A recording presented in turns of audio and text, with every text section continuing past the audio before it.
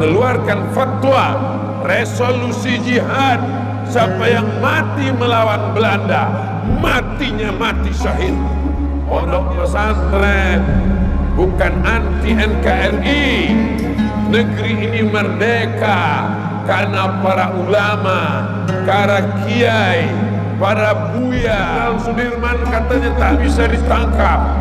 Apa betul Jenderal Sudirman punya jimat? Kata Jenderal Sudirman, betul, saya punya jimat. Umar menganggap hidup ini tak sampai setengah sayap nyamuk. Sepele saja dia melihat hidup ini. Janji Allah, orang yang mati syahid tak dimakan cacing tanah. Kuatkan hubungan dengan Allah. Salat jangan sampai tinggal. Puasa sunat. Besarkan Allah dalam hati. Dunia ini akan nampak kecil di pelupuk matamu.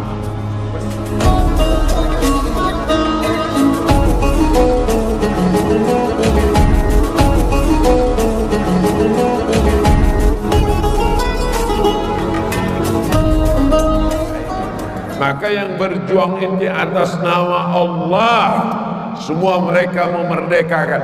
Yang menyuruh berjuang itu Allah. Wala taqulu lima yuqtalu fi sabilillahi amwat. Jangan kau katakan mereka yang mati itu mati. Mereka tak mati. Bal ahya, mereka hidup. Walakin la tash'urun, tapi kamu tak bisa merasakan kehidupan mereka. Mereka berjuang atas nama Allah. Gugur mereka dibunuh oleh PKI dalam 30 GSPKI. Matinya mati syahid. Mereka yang melawan Belanda 10 November, hari pahlawan. Orang lupa pahlawan apa yang rela menghilangkan nyawanya, meninggalkan anak istrinya untuk berjuang membunuh Belanda, dibunuh atau membunuh, mati 10 November. Orang lupa 10 November itu berkobar karena tanggal 22 Oktober mereka sudah mendapatkan resolusi jihad yang dikeluarkan oleh Hadratus Syekh Muhammad Hasyim Asy'ari, mengeluarkan fatwa resolusi jihad. Siapa yang mati melawan Belanda, matinya mati syahid. Orang yang jarak qasar salat 89 km tidak ikut berperang melawan Belanda berarti pengkhianat negara Indonesia. 22 Oktober dikeluarkan resolusi jihad, dipegang oleh TNI, maka 10 November meletuslah hari pahlawan. Mereka berteriak mengejar Belanda, Allahu Akbar. Belanda lari pontang-panting, lari ke Amsterdam. Yang tinggal terong Belanda. Habis semua Belanda ini pulang. Semua TNI Polri mesti paham sejarah ini. Pondok pesantren bukan anti NKRI. Negeri ini merdeka karena para ulama, para kiai, para buya, Inyak Canduang, Inyak Jaho dikejar, ditangkap Belanda.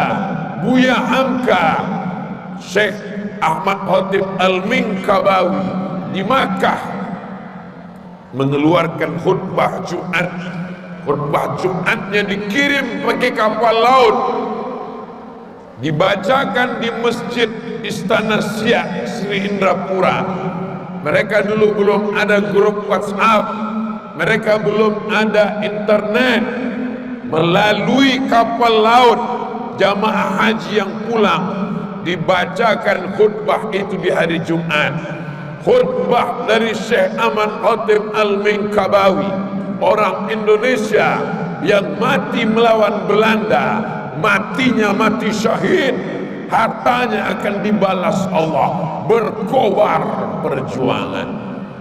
Jadi kalau hari ini ada TNI Polri dibekali dalam Latsitarda dengan pengajian, itu hanya membangkit batang terandam, mengembalikan masa lalu, karena tentara-tentara berjuang karena kedekatan dengan para ulama. Ulama lah yang membangkitkan semangat jihad mereka.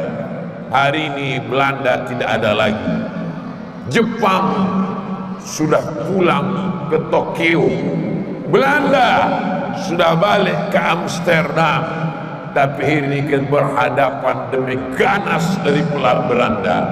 Narkoba, LGBT, judi online, seks online, segala perbuatan yang merusak anak bangsa. Ini kalau kita tidak bersama-sama, ustadz tak sanggup dengan ceramah, ustadz tak bisa dengan khutbahnya saja. Ambo berceramah berapi-api di masjid Niko, tapi kalau lah keluar basua dengan orang dan jual narkoba, jangan jual narkoba, silap-silap ambo belum ditembak. Tapi kalau bapak-bapak TNI Polri dengan pistolnya, dengan senjatanya, pakailah itu untuk menolong agama Allah Subhanahu wa ta'ala. Kuatkan hubungan dengan Allah, salat jangan sampai tinggal, puasa sunat terus, zikir malam tahajud, itu menguatkan mental spiritual. Tidak ke dukun, tidak pakai jimat, tidak minta ke pohon kayu, tidak minta ke hantu, memintanya kepada iyyaka na'budu wa iyyaka nasta'in. Pengkhianat dari dulu sudah ada. Pengkhianat membocorkan kepada Belanda bahwa ada pejuang bernama Jenderal Sudirman. Datang Belanda mau menangkap Jenderal Sudirman. Ketika pasukan Belanda datang, Jenderal Sudirman langsung membuat lingkaran, berubah barisannya lurus menjadi lingkaran. Kata Jenderal Sudirman, afdalul zikri fa'lam annahu la ilaha illallah, la ilaha illallah. Melihat itu pasukan Belanda terkejut, ternyata ini hanya orang sedang tahlil. Kalau begitu mari kita pulang. Pengkhianat itu ditembak oleh Belanda. Lalu kemudian tentara menjumpai Panglima Besar Jenderal Bintang 5 Sudirman. Patungnya sampai hari ini tegak berdiri di Jakarta. Jenderal Sudirman katanya tak bisa ditangkap. Apa betul Jenderal Sudirman punya jimat? Kata Jenderal Sudirman, betul, saya punya jimat. Mana jimatnya? Jimatnya bukan yang tertulis diikat di pinggang. Jimat saya 3, kata Jenderal Sudirman. Apa jimatnya? Yang pertama, wudhu saya tak pernah putus. Yang kedua, zikir saya tak pernah berhenti. Yang ketiga, sholat tak pernah tinggal.